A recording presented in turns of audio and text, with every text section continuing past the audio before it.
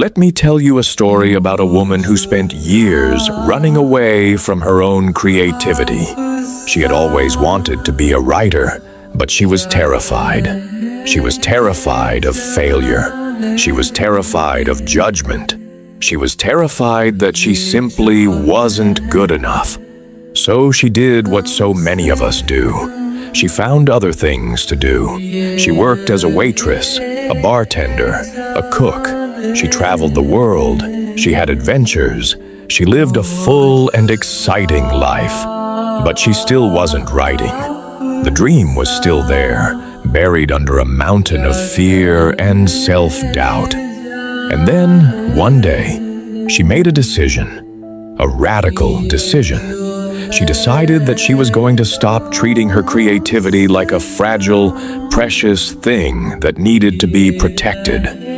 She decided that she was going to start treating it like a force of nature that needed to be unleashed. She stopped waiting for permission.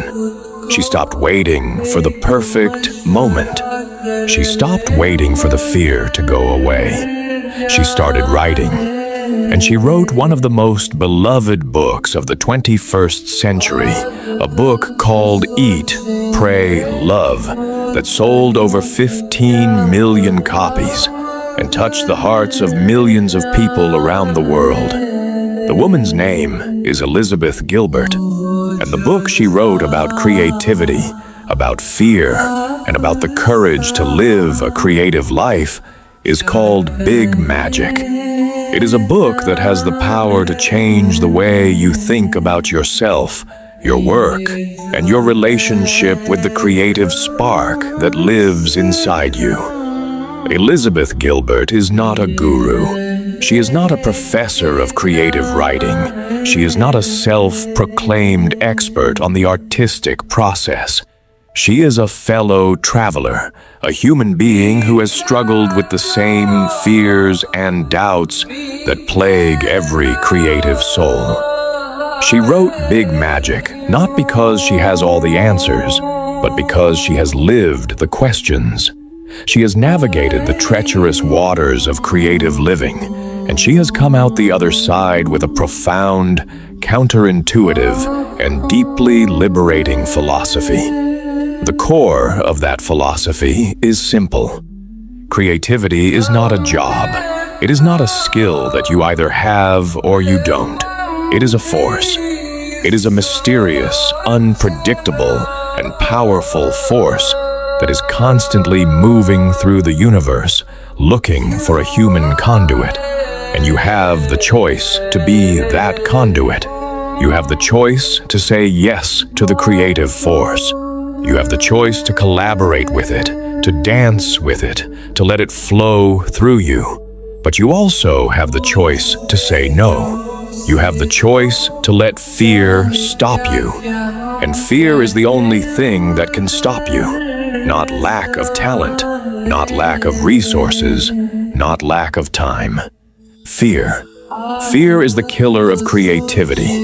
And the first step to living a creative life is to make peace with fear. Gilbert tells a wonderful story about a conversation she had with a friend. Her friend was a successful creative person, but she was paralyzed by fear. She was afraid of being criticized. She was afraid of being rejected. She was afraid of being exposed as a fraud.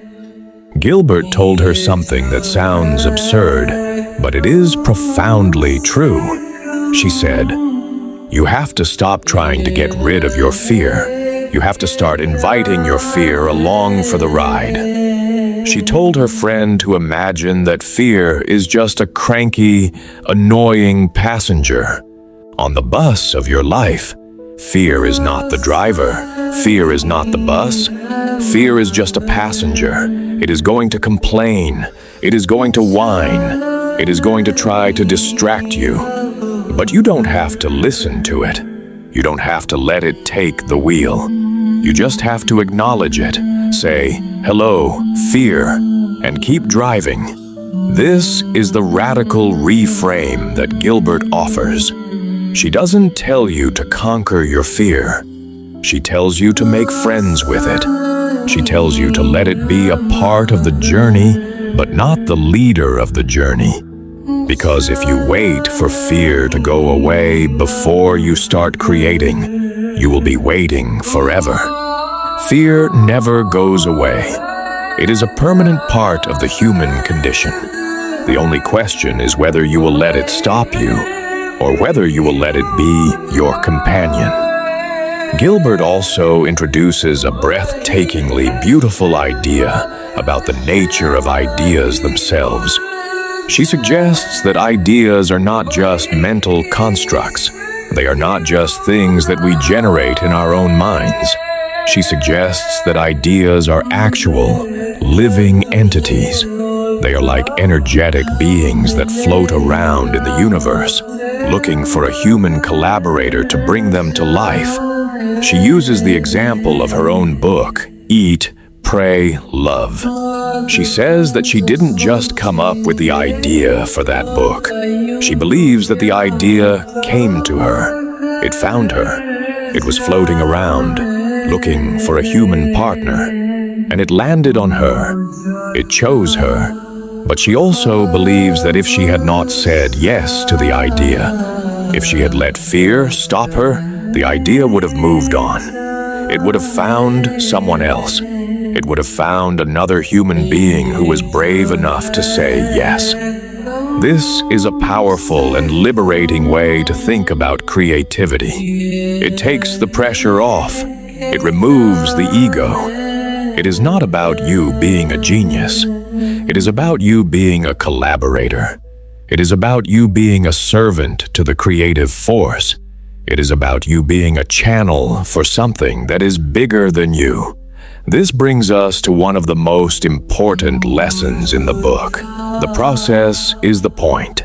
The end result is not the point. We are so obsessed with outcomes. We are so obsessed with success, with recognition, with fame, with money. We think that the only purpose of creating something is to get a reward. But Gilbert argues that this is a trap. The real purpose of creativity is the act of creating itself. The real purpose is the joy, the discovery, the flow, the adventure of bringing something new into the world. She says that you have to be willing to create for the sheer pleasure of it. You have to be willing to create without any guarantee of success. You have to be willing to create even if no one ever sees your work. You have to be willing to create even if you fail. Because the act of creation is its own reward. It is a gift that you give to yourself. It is a way of living fully, authentically, and courageously. Gilbert also challenges the myth of the tortured artist. She rejects the idea that you have to be miserable to be creative. She rejects the idea that suffering is a prerequisite for great art. She tells us that creativity is actually a source of joy and healing. It is a way of processing our experiences, of making sense of the world, of finding beauty and meaning in the chaos. She encourages us to approach our creative work with a sense of play, with a sense of curiosity, with a sense of wonder.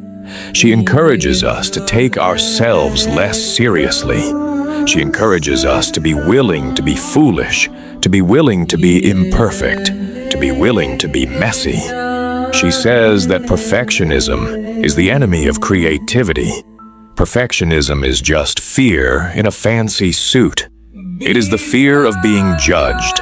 It is the fear of being rejected. It is the fear of not being good enough, and it will paralyze you.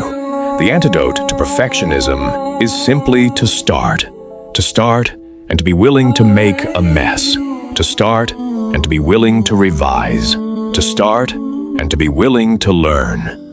This is why big magic is so relevant to the modern world, especially here in the United States.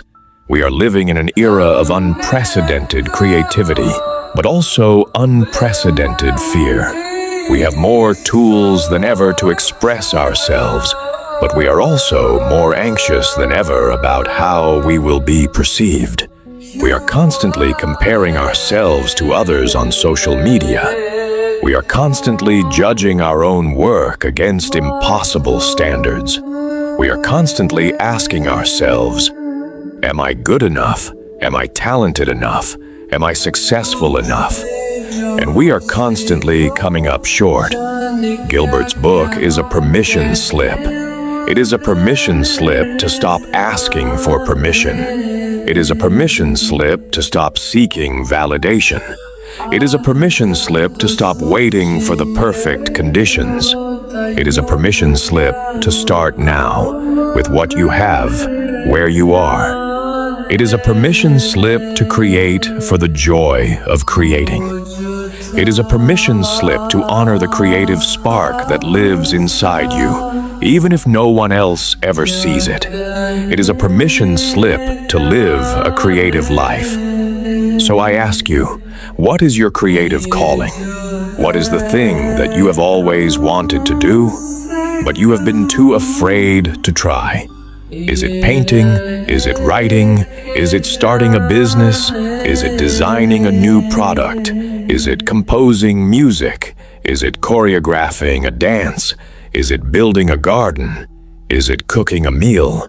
It doesn't matter what it is. It doesn't matter if you are a professional artist or a complete amateur. What matters is that you honor the impulse. What matters is that you say yes to the creative force.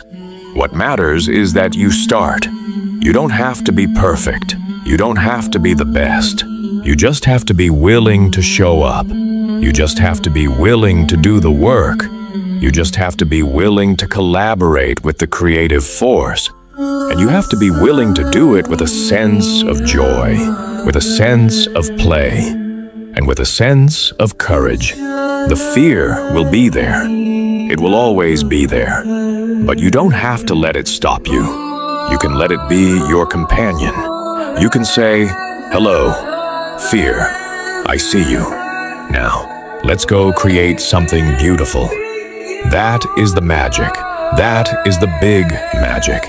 And it is available to you right now, in this very moment. All you have to do is start.